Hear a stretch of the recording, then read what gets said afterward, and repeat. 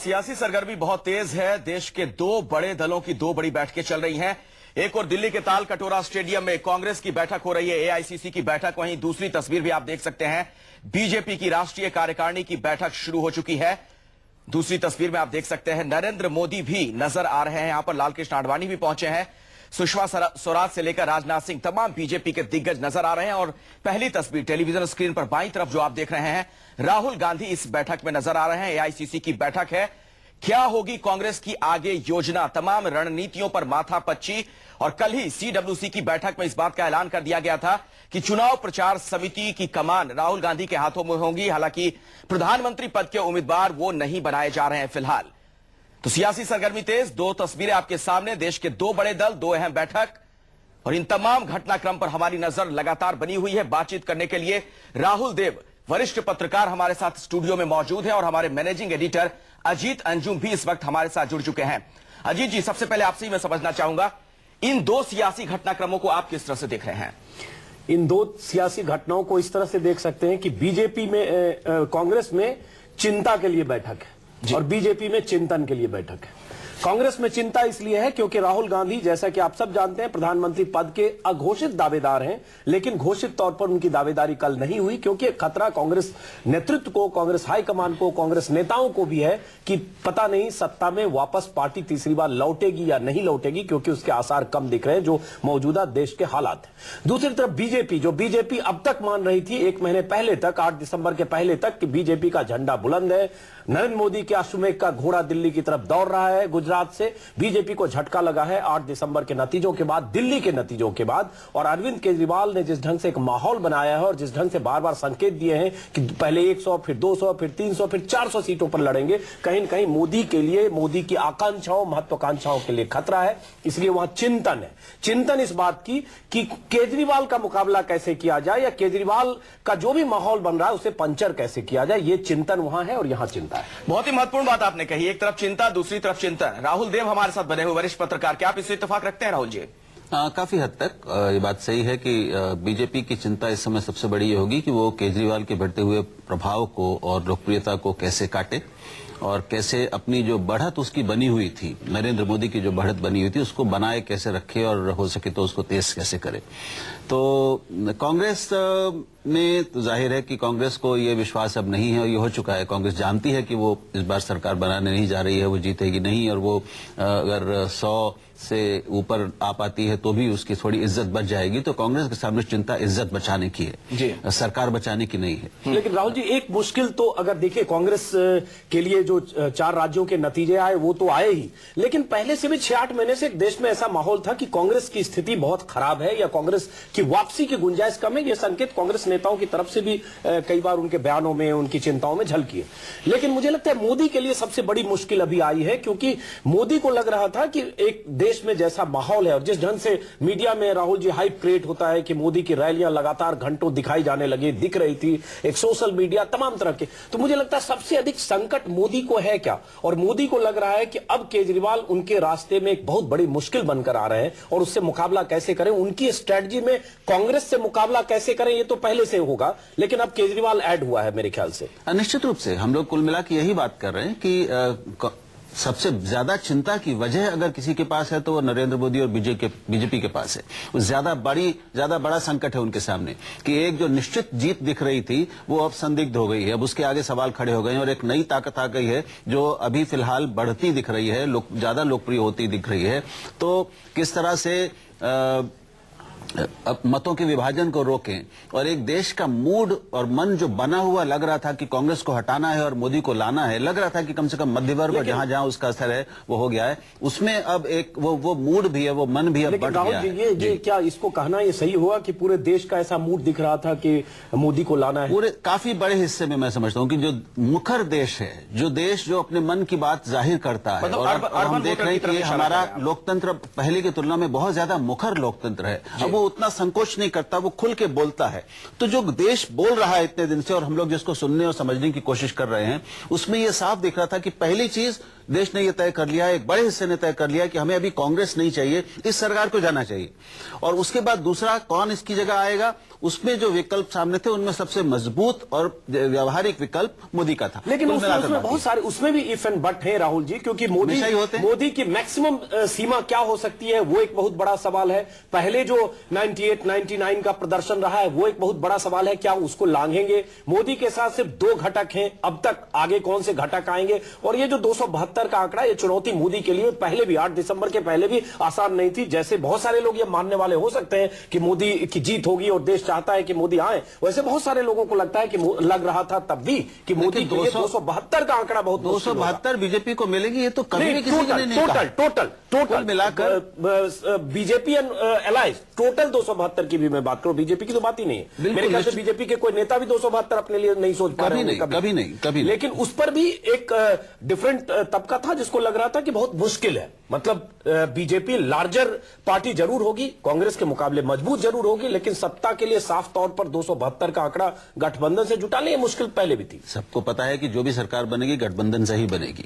और एक मोटी बात सबको लग रही थी कि जो पार्टी ज्यादा सबसे बड़ी पार्टी होगी उसको, और जितना ज्यादा उसका बहुमत होगा, बीजेपी का बहुमत अगर 170 से आगे जाता है, 180 से आगे जाता है, सीटें जाती हैं, तो फिर उसको गठबंधन सहयोग भी मिलने लगेंगे। कुल मिलाकर एक ये चुंबक हमारी गठबंधन राजनीति में रहता है और उसी के आधार पर ये सारे फिर से एआईसीसी की बैठक की तरफ लौटना चाहूंगा, क्योंकि यहां भी बहुत हलचल तेज है। कांग्रेसी खेमे की अगर बात की जाए, कितना बड़ा बदलाव आप इससे देखते हैं अगर राहुल गांधी के हाथों में प्रचार की कमान आ गई है?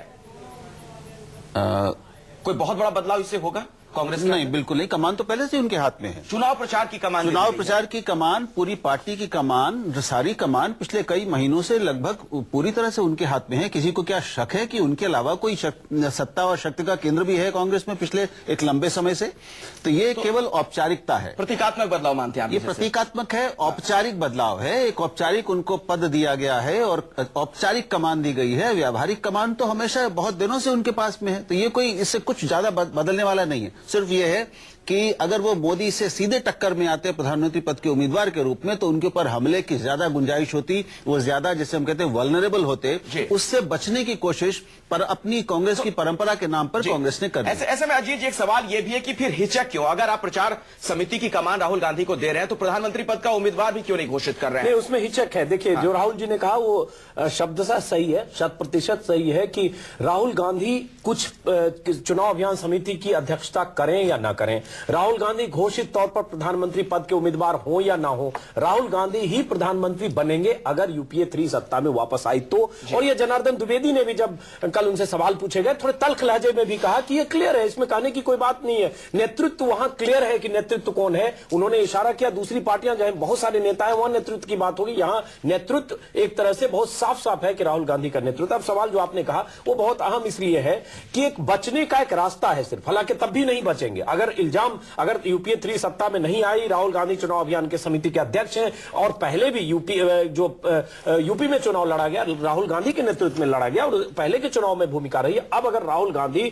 फुल फ्लेज कैंपेन करते हैं, अगले 3-3.5 महीने उनके पास है और उसके बाद भी यूपीए सत्ता में नहीं आई, तब भी इल्जाम राहुल पे ही लगेगा। लेकिन सिर्फ एक कहने के लिए एक है कि प्रधानमंत्री पद के उम्मीदवार नहीं है, मोदी बनाम राहुल नहीं है, ये पार्टी है, बड़ी पार्टी है, लोकतांत्रिक पार्टी है। एक और मजेदार चीज है, अभी आपने अधिवेशन में देखा होगा कि अभी जब सोनिया गांधी बोल रही थी और तो उनके बोलने के दौरान ही लोग खड़े होकर राहुल गांधी की मांग कर रहे थे, तो कल की घोषणा के बावजूद, कल के फैसले के बावजूद पार्टी के कार्यकर्ता, आम कार्यकर्ता आज भी कांग्रेस राहुल के नाम की घोषणा सुनना चाहता है। और मैं कुछ कहूंगा कि कुछ ये पुत्र प्रेम भी है, कुछ पुत्र मोह भी है और कुछ एक डिफेंसिव रणनीति है कांग्रेस की और सोनिया गांधी की, जिसने ये नहीं होने। लेकिन एक सवाल है यहाँ पर राहुल जी, जिसका जिक्र अजीत जी भी कर रहे थे, गठबंधन की राजनीति का ये दौर है। ऐसे में कमान अगर सोनिया गांधी के हाथ से राहुल गांधी के हाथ में आती है, राहुल गांधी की घटक दलों में कितनी स्वीकार्यता होगी सोनिया गांधी के मुकाबले? देखिए, घटक दलों में स्वीकार्यता किसी इस मामले में व्यक्ति पर निर्भर नहीं है, वो कांग्रेस पार्टी पर निर्भर ज्यादा होगी। तो जो भी घटक दल है वो गांधी की जो कांग्रेस पार्टी को देखते हैं। राहुल जी, जो पॉलिटिकल पंडित हैं, तमाम जो विश्लेषक हैं, वो कहते हैं एकला चलो की नीति पर ज्यादा चलने की कोशिश करते हैं राहुल। हाँ, लेकिन वो स्वीकार कर चुके हैं कि गठबंधन अनिवार्य है उसमें। बहुत पहले, महीनों पहले उन्होंने स्वीकार कर लिया था। उन्होंने ये कहा था कि हम एकला चलो रे, हम अकेले अपने बन पे वो बनाएंगे, लेकिन वो धरती पर आ चुके हैं उससे पहले ही। और अब इसमें किसी को कोई कोई शक नहीं है कि राहुल गांधी को भी गठबंधन और गठबंधन सहयोगियों को लाने की ही नीति अपनानी होगी, यही उनकी रणनीति होगी। और आज जो सांप्रदायिकता की जो बात सोनिया जी ने कही है, तो ये जाहिर हो गया है और कल शाम से जाहिर हो गया था कि कांग्रेस एक बार फिर से अपने गठबंधन को सांप्रदायिकता और गैर सांप्रदायिक गठबंधन बनाने के नाम पर ही बनाने की कोशिश करेगी। वही उनके पास सबसे बड़ा सीमेंट है और चुंबक है। ये बहुत बड़ी बात, अहम बात जो राहुल जी ने कही, हम लोग भी लगातार वही बात कर रहे हैं, क्योंकि अल्टीमेटली घूम फिर कर ये जो 2014 का चुनाव होने वाला है, जो अगले 3 महीने में, और भूमिका उसकी लिखी जा चुकी है राहुल गांधी को चुनाव अभियान समिति के अध्यक्ष बनाने के बाद, और जिस ढंग से 2 दिन में बीजेपी फैसले करेगी, उससे यह साफ है कि सांप्रदायिकता बनाम धर्मनिरपेक्षता, ये एक तरह से पोलराइजेशन होगा बहुत तेजी से। 2009 में भी हुआ, इस बार होगा, और इसका संकेत लालू यादव भी दे रहे हैं, इसका संकेत मुलायम सिंह यादव दे रहे हैं, सोनिया गांधी ने दिया, और सबसे बड़ी बात, मनमोहन सिंह जैसे नेता न कहें, मनमोहन सिंह जैसे प्रधानमंत्री जो कम बोलते हैं, जब वो कहते हैं कि मोदी का आना विनाशकारी होगा देश के लिए, आप समझ सकते हैं इशारा क्या है। और ये इशारा साफ है कि एक तरह से ध्रुवीकरण होगा मोदी बनाम धर्मनिरपेक्षता, लेकिन और उसका इशारा सोनिया गांधी ने भी दिया। लेकिन अजीत जी, आपको नहीं लगता कि केजरीवाल इसमें सेंध लगाएंगे? भ्रष्टाचार को एक बड़ा मुद्दा वो बना देंगे। अब केजरीवाल सेंध लगाएंगे, लेकिन अब ये देखना होगा केजरीवाल मुश्किल में किसको डालते हैं और किसको मुसीबत में डालते हैं। मुझे लगता है केजरीवाल से झटका मोदी और बीजेपी को ज्यादा लगे। राहुल, निश्चित रूप से ये तो बिल्कुल निर्विवाद हो चुका है अब। लेकिन एक मजेदार बात यह है कि अगर ध्रुवीकरण, राजनीतिक ध्रुवीकरण देश में कांग्रेस जिसकी कोशिश अब कर रही है, हिंदू मुस्लिम या सांप्रदायिक और गैर सांप्रदायिक के नाम पर हुआ, तो उससे आपको और अरविंद केजरीवाल को नुकसान होगा। वो अप्रासंगिक हो जाएंगे, क्योंकि उनकी जो अपील है वो इस आधार पर नहीं, कुछ दूसरे आधारों पर है। अगर लोग इस आधार पर फैसले लेने लगे और ये माहौल अगर ऐसा बन गया ध्रुवीकरण वाला, तो फिर आपकी अपील घटेगी। लेकिन राहुल जी, वहां सवाल यह भी उठता है कि उत्तर प्रदेश में जिस ढंग से मुलायम सिंह सरकार ने, जो उत्तर प्रदेश में दंगे हुए, 100 से ज्यादा दंगे हो गए 2 साल के कार्यकाल में, मुजफ्फरनगर दंगों के दौरान जो भूमिका रही, और खासतौर से अभी जिस ढंग से मंत्री सारे सैर कर रहे हैं, सैर सपाटे अयाशियों में विदेश घूम रहे हैं, और मुजफ्फरपुर दंगों को लेकर जिस ढंग से मीडिया में माहौल बना और लोगों में गुस्सा है, सफाई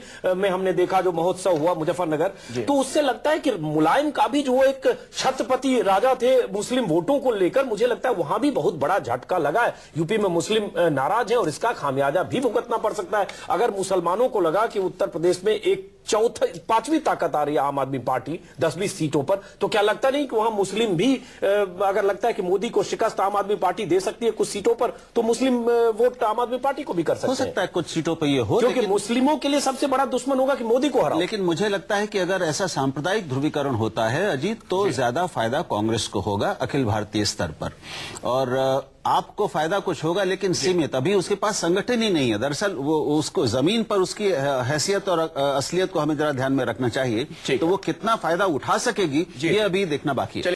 तो आज की बड़ी खबर पर न्यूज 24 की नजर लगातार बनी हुई है। दिल्ली में तालकटोरा स्टेडियम में एआईसीसी की बैठक चल रही है। इस बैठक पर हमारी नजर बनी हुई है। सोनिया गांधी ने अब से कुछ ही देर पहले वहां पर भाषण दिया। उन्होंने भ्रष्टाचार से लड़ने के संकल्प को दोहराते हुए कहा, मजबूत लोकपाल का उन्होंने जिक्र किया। और यही नहीं, उन्होंने यह भी कहा कि इस बार दरअसल लड़ाई धर्मनिरपेक्षता को बचाने की है। क्या कुछ कहा सोनिया गांधी ने, सुनिए। Consideration and pass these bills. The Aadhaar initiative, Aapka Haath, Aapka Paisa, Aapke Haath, has been launched in many districts, and when fully operational, it will ensure the elimination of the corruption that people experience in their daily lives, especially in the delivery of subsidies, pensions, wages, and other government benefits.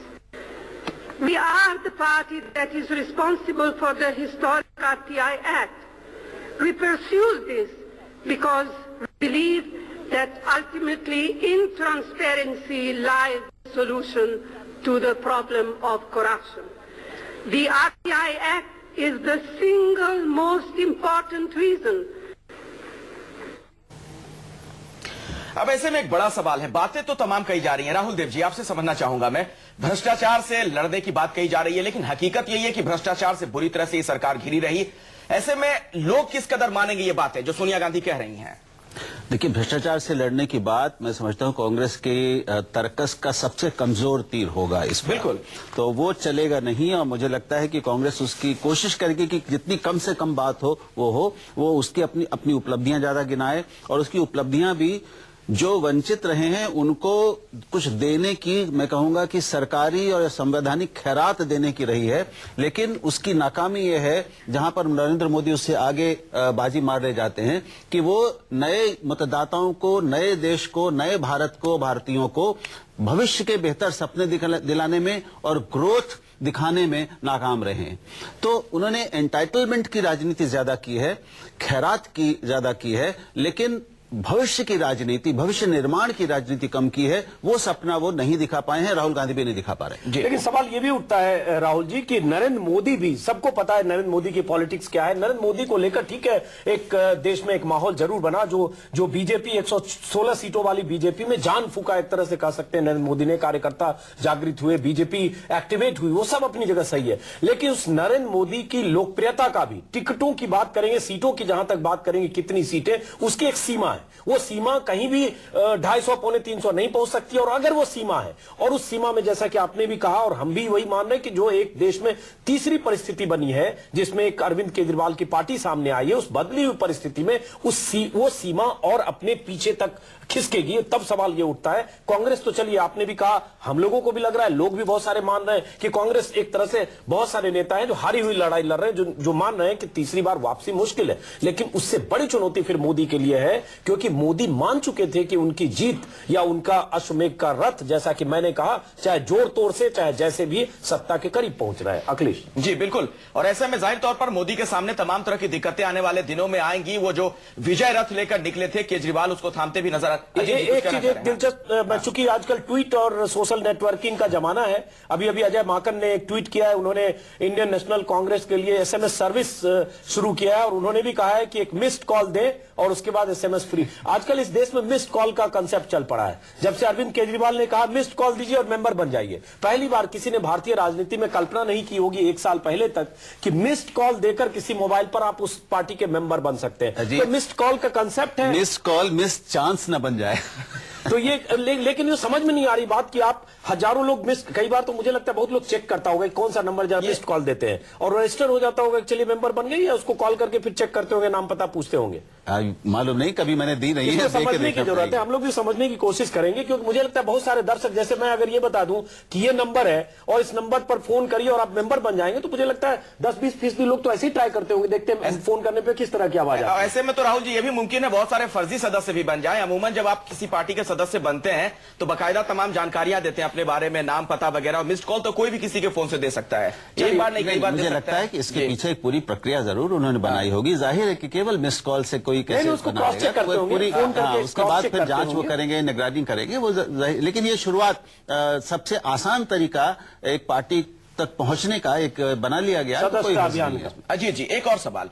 Sonia Gandhi ने अपने भाषण में एक और महत्वपूर्ण बात कही। उन्होंने कहा कि दरअसल ये जो लड़ाई होने जा रही है 2014 में, वो धर्मनिरपेक्षता को बचाने की लड़ाई है। इशारा साफ साफ बीजेपी की तरफ, जाहिर है बीजेपी की तरफ नहीं, मोदी की तरफ, क्योंकि मोदी ने आपको याद होगा कहा था कि पार्टियां धर्मनिरपेक्षता का नकाब पहन लेती हैं, और ये बहुत तल्ख टिप्पणी थी मोदी की, जिसको लेकर कई तरह से आलोचना हुई, और उसमें आलोचना में भी लोग धर्मनिरपेक्षता और सामुदायिकता खोज लिया, जिसमें उन्होंने नकाब को किसी एक कौम से जोड़ दिया। बुर्का बोला था जी, बुर्का, सॉरी माफ करें, करेक्ट कर रहा हूं, बुर्के की आड़ में छिप जाती हैं पार्टियां, और उस बुर्के को किसी पार्टी विशेष, किसी कौम विशेष से जोड़ा गया और बहुत लंबी कहानी हुई। अब सवाल ये उठता है, ये तो जैसा कि राहुल जी ने भी कहा, ये सच है कि अब लड़ाई तभी होगी जब धर्मनिरपेक्षता या धर्मनिरपेक्ष ताकतों के नाम पर कुछ पार्टियों को इकट्ठा करें। अब सवाल ये उठता है, तस्वीर क्या 96 की तरह बनेगी? क्योंकि 96 में भी यही हुआ था, कांग्रेस के पास 140 सीटें थी और तमाम धर्मनिरपेक्ष ताकतें एकजुट हुई, कांग्रेस ने समर्थन दिया, सीताराम केसरी थे। मुझे लगता है एक परिस्थिति, राहुल जी, शायद देश उस तरफ भी बढ़ रहा है क्या, कि एक मोदी को रोकने के लिए एक बार फिर ऐसी धर्मनिरपेक्ष ताकतें एकजुट हो जाए, चाहे कांग्रेस को जितनी सीटें मिले, और उसके बाद कोई ऐसा गठबंधन हो और उसके बाद वो सरकार में आए, और हो सकता है 2014 के बाद 2016, 17, 18 में फिर चुनाव हो। अजीत, संभावना के रूप में तो यह निश्चित रूप से एक संभावना है कि त्रिशंकु विधानसभा की स्थिति हो और उसमें फिर मोदी को बाहर रखने के लिए बाकी लोग एक हो जाएं, कोई बाहर से समर्थन दे दे, कोई भीतर आके समर्थन दे। ये बिल्कुल सर्वथा संभव है और इसको हमें नकारना नहीं चाहिए। मैं इसको नहीं नकारूंगा। अभी बहुत कुछ अनिश्चित है अभी, लेकिन ये हम मान सकते हैं कि जो ऐसी पार्टियां काफी हैं और कई प्रदेशों में काफी मजबूत हैं, जो किसी भी कीमत पे बीजेपी के साथ नहीं आ सकती, तो उनकी एक ताकत है, वो ताकत रहने वाली है। ठीक है। और मोदी का जादू उस ताकत को, चाहे वो मायावती की ताकत हो या वो दक्षिण की पार्टियों की ताकत हो, उसको वो नकार नहीं सकता। ठीक। राहुल जी, आपने सोनिया गांधी का पूरा भाषण भी सुना। मेरा सवाल आपसे यह है, क्या आपको उनके भाषण में कोई ऐसा विजन नजर आया जिसके आधार पर आपको लगता है कि कांग्रेस की नैया पार हो सकती है अगले चुनाव में? नहीं, उसमें भविष्य की कोई बात नहीं थी। उसमें अतीत की उपलब्धियों का बखान था। मैं कहूंगा कि उसमें एक आत्मविश्वास भी था। मुझे उनका भाषण अच्छा लगा। मैं समझता हूं कि शायद सोच समझकर ही उन्होंने जो भविष्य वाली बात है, रणनीति वाली बात है, वो राहुल गांधी के लिए छोड़ी होगी। आज का दिन राहुल गांधी का दिन है, ये सोनिया गांधी का दिन नहीं है। मुझे लगता है कि अगर ये सोनिया गांधी का अंतिम महत्वपूर्ण पार्टी का कार्यक्रम हो और भाषण हो तो भी कुछ शायद आश्चर्यजनक नहीं होगा। अब हमें इंतजार दरअसल करना चाहिए कि राहुल गांधी क्या कहते हैं, क्या सामने रखते हैं, देश के लिए विजन, पार्टी के लिए विजन और रणनीति। बिल्कुल। इस बीच अपने दर्शकों को बता दें, एक बड़ी खबर यह आ रही है कि 3:30 बजे के आसपास राहुल गांधी भाषण देंगे।